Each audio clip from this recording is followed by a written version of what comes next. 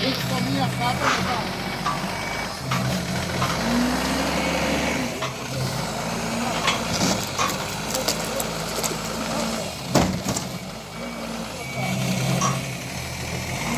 Άστο, φύγε από εκεί εσύ, φύγε από εκεί.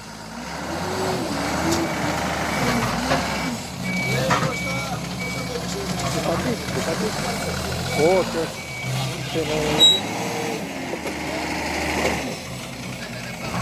Έχουν πει οι επιμελητές να το Τσαντίστηκε ο Κώστας και πάντα σπάσει να το διαλύσουν για το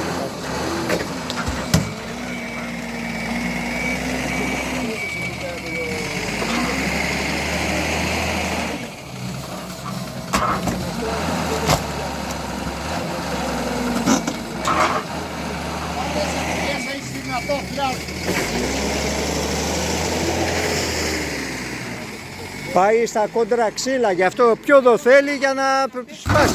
Αυτό.